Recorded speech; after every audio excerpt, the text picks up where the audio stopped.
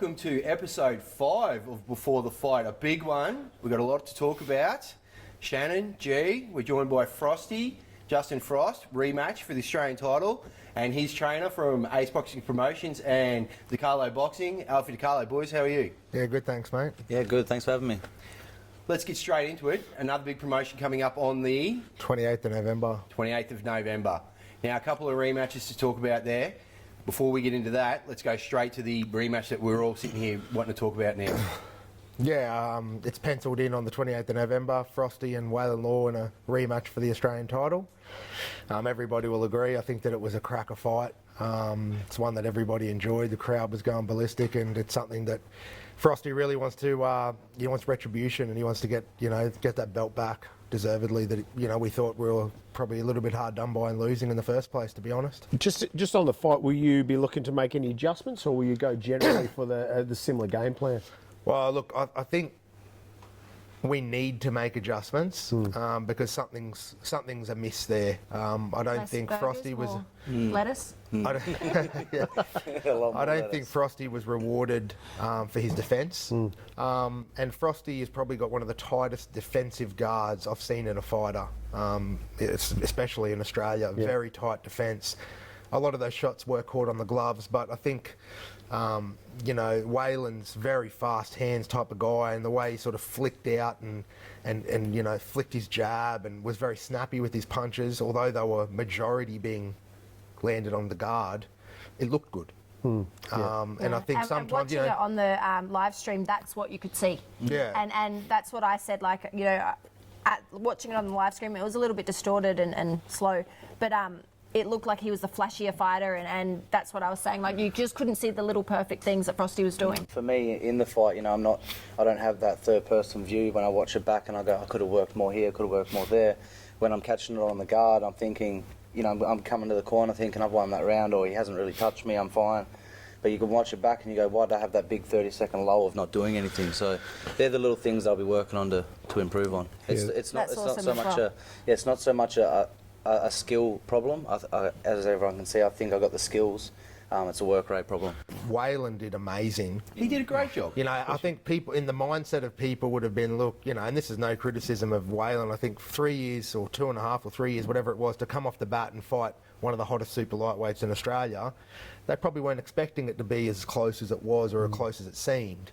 And I think that played as well a little bit, into the outcome, because there was so much... Holy hell, look, Waylon's doing amazing. We didn't expect this. And his conditioning has surprised me too. Yeah, Frosty was hitting that body a lot, and I'll give it to Waylon. He took all of those, and he found a way to survive, and he looked good in surviving. And had the legs in the later rounds. He did. He surprisingly did. And to come off he came a off long the grass. layoff and to fight 10 rounds solid at that pace, that was like constant pace that these boys are fighting at. Watching it, we were sitting there going, why is he still throwing punches? Yeah, in all honesty, we were expecting him to fade. That is a tough ask to come and do 10 off the bat, and he proved me wrong. Especially with the body shots, he wore them and just carried on. And he was hurt a couple of times in that fight, and it was visible, but he really absorbed it well. He absorbed it well, and he came back well. He did. There's the long layoff, but there's also the fact that the reason I thought it would have gone Frosty's way originally is because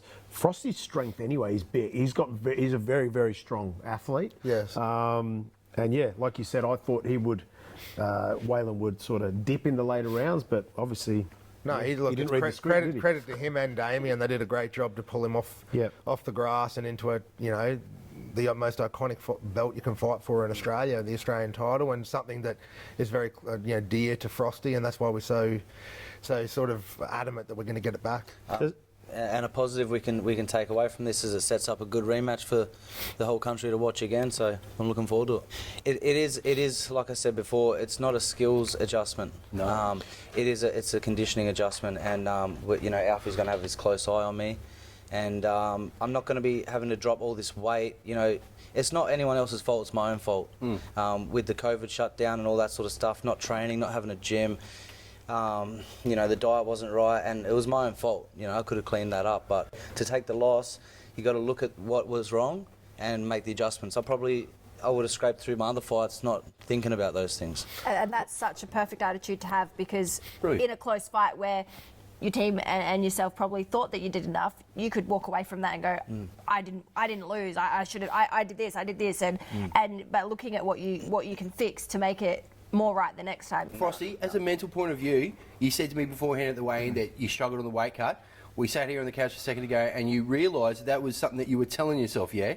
Because by the end of the 10th round, you still had stuff left in the tank. Well, that's it. It might have been more of a mental thing. So, and you were asking me about the weight cut and if it would affect me.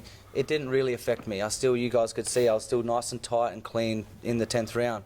So I did have more to give, and I just didn't do it. Well, weight cuts generally, obviously, it's a hard thing for all fighters. I have to get used to, but it's good that you're taking ownership and not sort of blaming that, even though you're still saying I can do this better for next time, which is a good thing. I think you, just going on to a bit of a different subject there in regards to Waylon. I believe I saw your social media when you thanked him for what he said to you after the ring. Yeah. Mate, you'd have a newfound respect for him. I'll let you explain what that was, because I was really touched by that. I thought that was a really good, good moment. Yeah, there was no bad blood between us. There was a little bit of, just as you do as a fighter, a little bit of talk, but it wasn't much. We already knew from a distance that we had that respect. But for him to come over and thank me for my service straight after the fight, he didn't have to do that or even be thinking about that, And for him to do that, he kind of pulled me aside and stopped me and said, look, I know what you did, blah, blah, blah, thanks for what you did. So that gave me even more respect for him, you know what I mean? So it kind of like, it kind of took away a little bit of the blow as well when he won. I went, you know what, he's that nice of a bloke, good on him, you know what I mean? Like, when I read that, I sort of got a bit goosebumps thinking, mate, that was... every time. You've got to give thanks to the servicemen, 100%. Thanking you for fighting for your country after you've just stood toe-to-toe and tried to punch the shit out of each other. Yeah. Win or lose, if he'd have done that, that who knows if he'd have lost. He might not have done it, but yeah, that's... but it was before the result, so he didn't even know. Oh, really? Was it? Yeah, right. You were 93 to your victor by split decision. And even though I took a loss, I have to say it was the most fun I've had in a fight.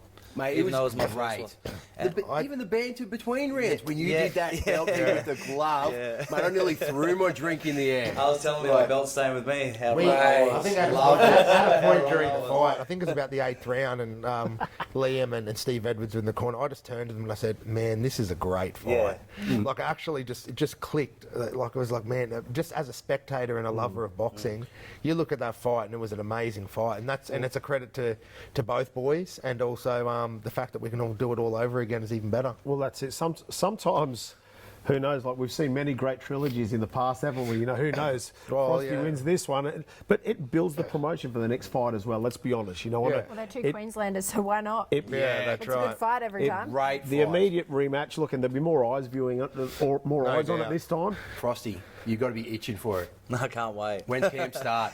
Today. Yep, camp officially started today. Yeah. Like I said, he's got his eye on me. So he said to me and Liam yesterday, we got to FaceTime him every time we run every morning. And if we don't, he's not training us in the afternoon. So we've got to make sure we're running every morning. As a fighter, it holds him accountable as well, because there'd be times where I'm like, oh, I don't want to go, but I've got to ring out for you. Shit, exactly. I better go. Correct. So every morning they've got to FaceTime me, and the good thing is we're in it. We've got a chat together, Liam, Frosty, and I. Boys. Yeah, I know. And when one sort of flicking over a message saying I've done 6K this morning, makes the other guy. I think there's a naturally a bit of competitiveness there. Yeah. Make sure you post your times too, so they can beat it. Yeah, that's a good idea. That's the next step, boys. Yeah, I can't catch Paro, don't worry. We're just happy to be part of it with Before the Fight, and you're going to be seeing a lot more of us. No, we really appreciate the work that you guys do. I mean, one thing is the boxers and the trainers and everything, promoters, but you need people boosting the sport. And the thing that what you all are doing to promote the sport, I think is it's priceless. Yeah, the sport's not big enough in this country, so it helps a lot. Yeah, Mate, thanks for having me. We're trying, we're all trying to do the right thing. We're going to try and carry everyone on our backs with us, but we wouldn't be here if we didn't have classy fighters and trainers around. So thank you, boys. Thank you very much. Appreciate it. I'm Lynn Sandstrom, and you're watching Before the Fight. I'm Justin Hodges, and you're watching Before the Fight. So, great having Frosty on the show, but now we move over to world number 2, Liam Paro. How are you? I'm good, mate. Thanks for having me. Good. Now, Alfie, hard to get him a fight at the moment? Oh, yeah, very hard. There's no doubt his next fight will be for the world title. We just don't know when. He was one of the lucky guys in Australia who was able to have a fight like literally 1 week before COVID. Yes. Sort of ruined our lives.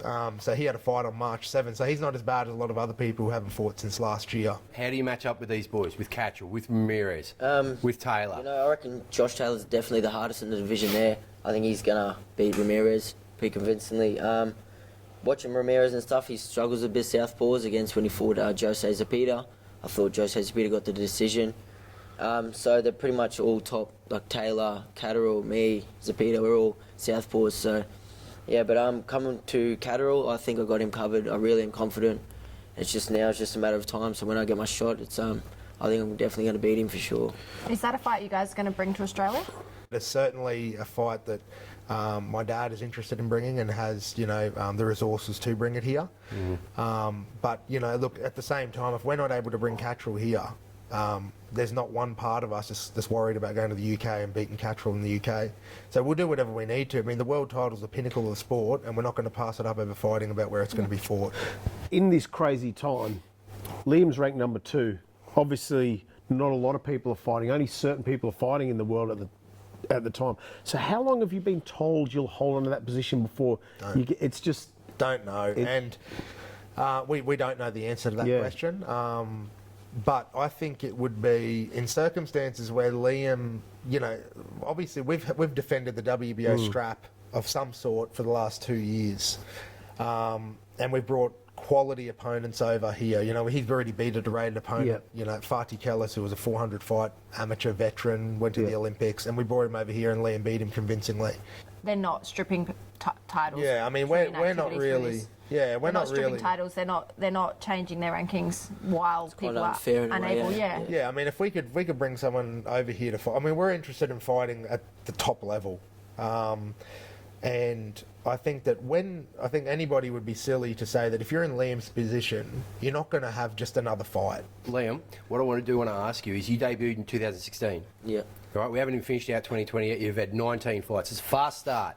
Yeah. Fast start to the pros. How have you developed in 19 fights over 4 years to now?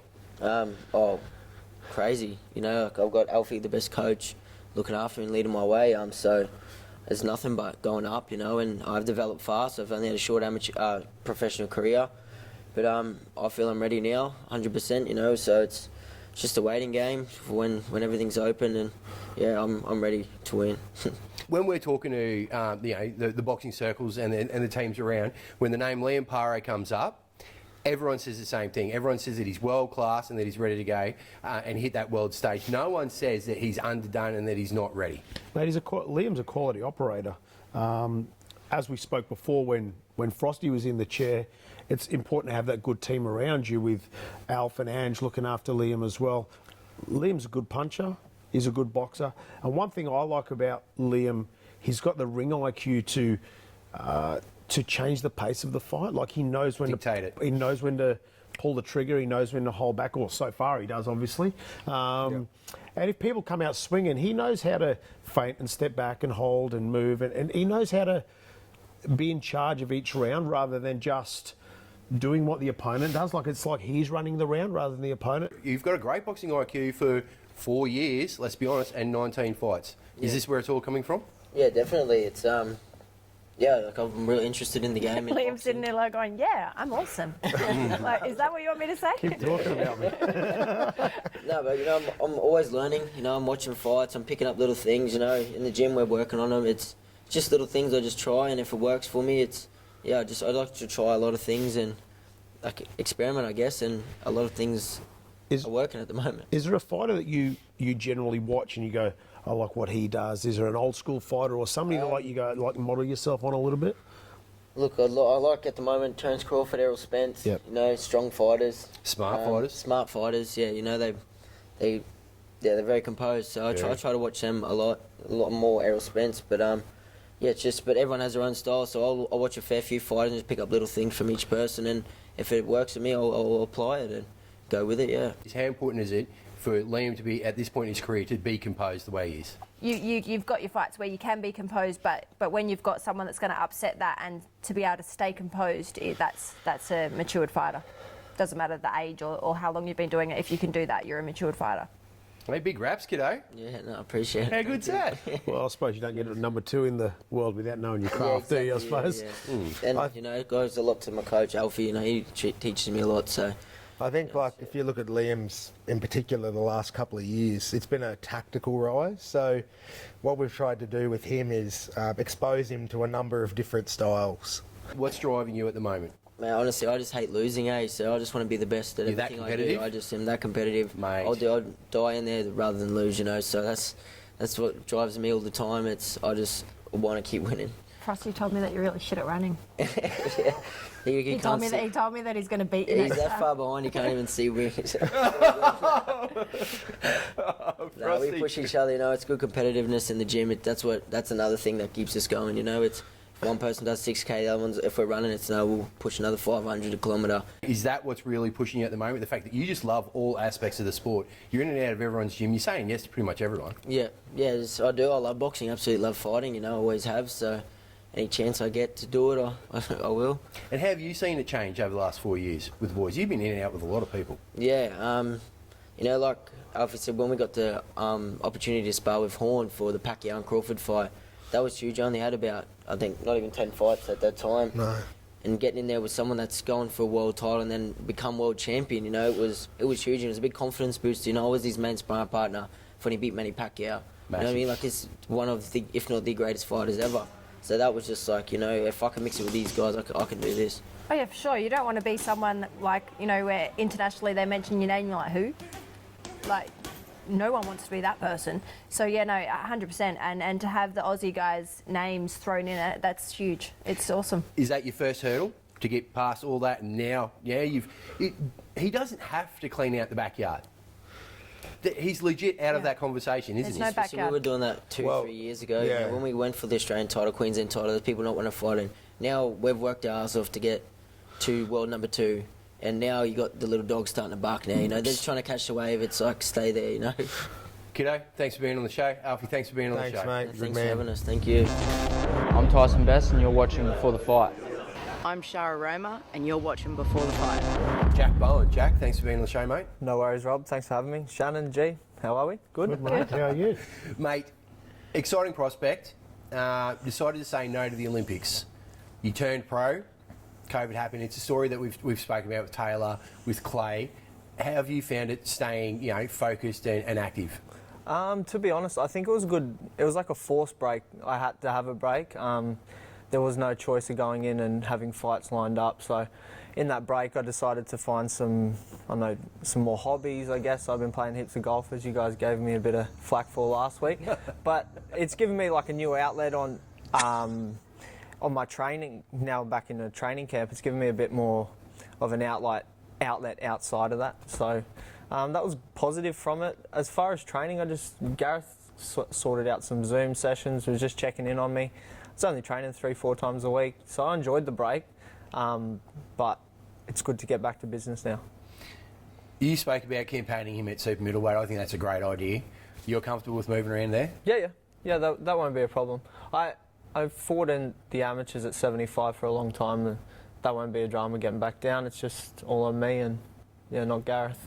He's emerged now, and it's exciting to see him on the pro circuit. Yeah, for sure. I remember when I first heard Jack was turning pro, straight up, he'll be an exciting fighter to watch. So I reckon it was a great decision to turn pro because your style is exciting and that's what pro boxing's entertainment.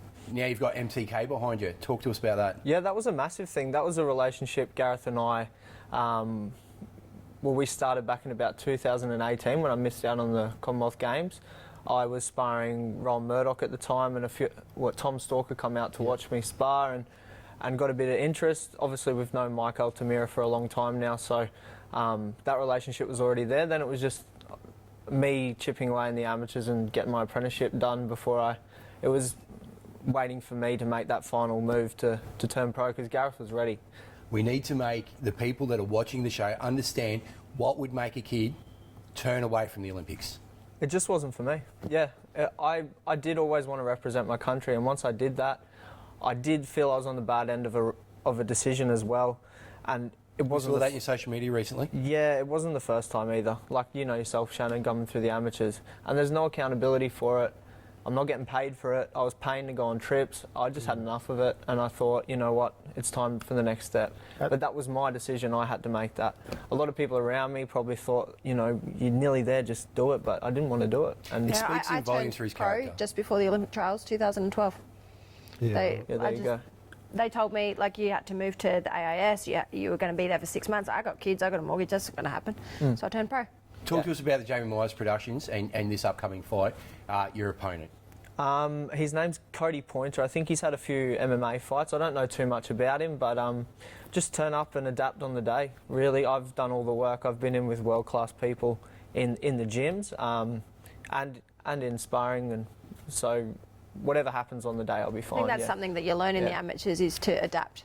Yeah, you might not know who you're fighting that morning, you know? Yeah. Exactly. So you got to back yourself and show up. Yeah, just back yourself, show up, trust the people around you. I've done the work.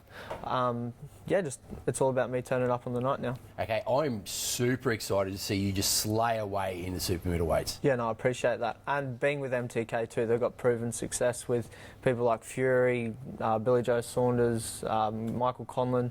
Got big names there, so I know the pedigree's there. Quality. It's just all on me to make the results happen now. A lot of times starting off as a pro, once you've had a good amateur career, it's really hard to get your career started as a pro, because obviously the guys that are not classed on as such a level, they tend to refuse the fights, don't they, Shannon? It's really tough for the good amateurs to really turn pro, unless you've got somebody like that behind them. Obviously, we've got to get we're locked down the Queensland fight opponents at the moment, so it's going to be tough. Like, people will say, and it happens to every good amateur, why is he fighting this guy? Why is he?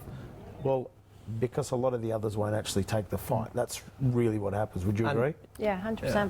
It's also a process too. You're not just going to go, all right, I'm going to fight the best in Australia straight away, or I'm going to fight the best in the world straight away. It's a process. We have to slowly take each fight, do our due diligence, and then we'll be right. How important is it to have him with you?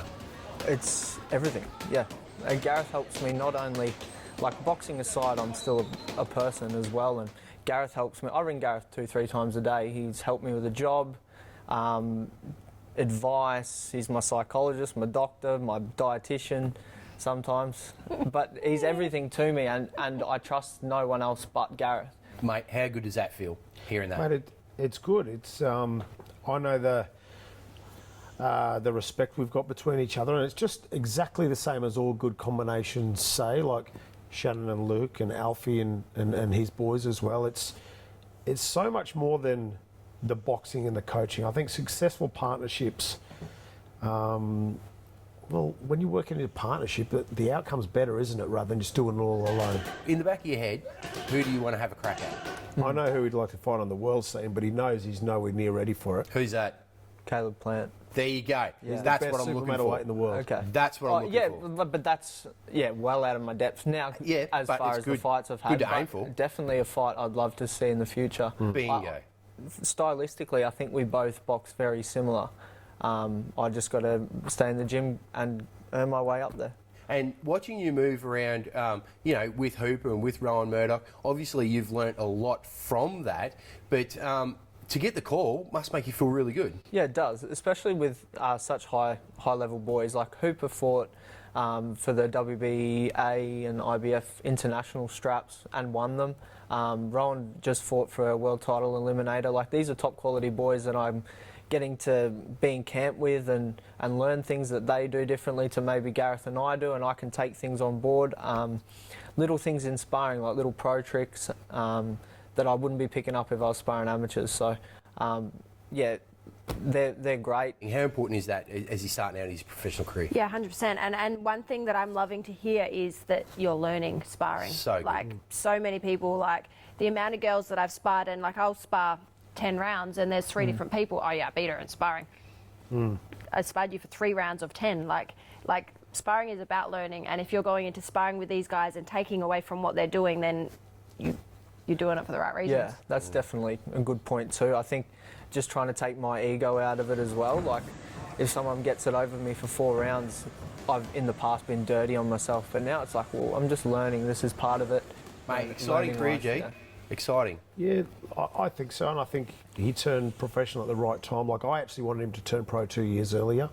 But like Jack said before, he wanted to make that decision when he was ready, when he ticked all the boxes as an amateur. So, yeah, look, we think we can go quite well, and the best thing about Jack, his feet are on the ground. Like his mum and dad are just like, they wouldn't let him get a big head, even if he was that sort of kid. They wouldn't allow it, So thank you for having me, guys. I appreciate the questions and giving me a bit more exposure, which is hard as a young prospect coming up. We don't get enough TV time or even content to put out on our social platforms. So to have that opportunity, thank you. Appreciate your time.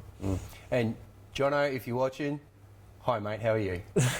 You'll love that. Righto. So, great little fight night held on the weekend by Fortitude Valley. Massive shout out to Steve and Luke for having us come down there. And this is what Tony Tolge had to say about the international scene. Tolge tapes. Here we go. I love it. Let's talk international stuff. First off, Matteo Tapia got a fight in Dubai. It's been cancelled, but he's trying to make it happen against the Dutchman, Gino Canters. Yeah, Tapia, he's a great talent, and his last fight, mate, it was just out and out destruction. So there's a lot of upside for him, and he's a talent to watch out for. That was an absolutely devastating finish against the Irishman. Steve Collins, I think it was. Collins, it was. Yeah. Yeah. Absolutely devastating form. Now, Tapia trained by my mate Tony Del Vecchio down at Bondi there. Having a bit of troubles getting it off the ground at the moment in Dubai. But Gino Canters, 8 wins, 3 losses, 2 draws. Draw in his last one in the Netherlands, the Dutchman. Oh, yep. How do you think they're going to stack up? It should be a good fight as well. Like with the current situation with the world, you just got to get whatever fight you can. So he, like I said, he's a talent, and he'll just adapt for whoever they put in front of him. Where's the end goal for Matteo Tapia, you think? You'd have to think it'd be in America. That's where all the money in the super middleweight division is. Matteo Tapia was due to fight in Dubai. Yep. Dubai is one of the countries that seems like they're doing okay with the coronavirus, and they're looking to have live events come on again. They've obviously got a lot more money than Australia. Do you foresee a movement in that direction for the near future? Yeah, it's always good to have options, and MTK doing some shows out there, and he's with them, so obviously they're going to look after him, and it all depends now which areas are active, and they're active at the moment. So I see a lot of activity there. One of my friends is actually next week. They're doing a show in Latvia, and I got my friend who is doing a bit of the matching and commentating on the show. Adam Noble Forsey, he's an Englishman living in Latvia, and he's a really good guy. And they're just active everywhere, doing things in the UK as well. So, and that's just where you're going to go. The Charlo brothers, amazing things. Again, what you're saying about people getting fights. Jamel, 33 wins with 1 loss against Jason Rosario, 20-1. And that's Jamel. And Jamal, who beat Dennis Hogan end of last year, has got Sergey. We'll just call him Sergey. Yeah, Sergey. And he's 13-2. 13-2, but he's had a close fight with Golovkin that some people thought he won. And and the other one with Danny Jacobs, I believe. If you were looking at it just off the paperwork, you'd think that they're no-match fights. But and if you had half an idea, you'd probably think that they were fights just to keep the guys active. Are these, by their own right, genuine good fights? They're awesome fights. They're fights that very possibly both of the opponents can win. So Sergey and Jason Rosario. Yeah, that's right. The Sergey trains in in New York with Havoc Boxing, and I know for a fact because I speak with the guys there virtually daily that he's training the house down, and they're all tipping that he's going to cause the upset there. Now, we've got Liam Paro on the show tomorrow, number 2. Oh, yeah, he's another talent. He was only sparring Bruno the other day. He was indeed. Yeah, so that was some good rounds for the team. He's in a tough division with Ramirez fighting and what's his name, Josh Taylor. That's a unification. So the winner there, that's going to just be an epic fight, that one. But Taylor's first got a fight. I think his name is from Thailand, Kong Song. He could blow him out of the water, or it could be a cracking fight. You just don't know. These Thai boxers are hit and miss. They're either exceptional or you will exceptionally forget about it. Andrew and Jason still looking good to get out of the country, get over there to Top Rank? Yeah, we've got our exemptions, so we're good to go at this stage. They're training the house down, and they've actually got Luke Boyd over sparring Jason. He's, I think, number 14 or 15 in the WBA super bantamweight division. And we've got lined up a whole heap of international sparring partners for when we get to America. Yeah, they're away in the last trip, and this will probably be the same as well. I think for 9 weeks without seeing their families, the young kids growing up. Both the young brothers, yeah. Then on top of that, you got the manager that's missing out on 11 weeks because I got to cop an extra 2 weeks in Perth. Mate, yeah, but that now, don't try and milk that. That's at home. That's not government sanctioned. Yeah, that's right. But you still can't see anyone. No, you can't. But that is in the Tolge Towers, as far as we know. Yeah, that's right. And that's where we could be watching the Tolge tapes. Mate, I'm a massive fan. It's come off really well. Geez, the community loves the Tolge tapes. Oh, I got that many messages after.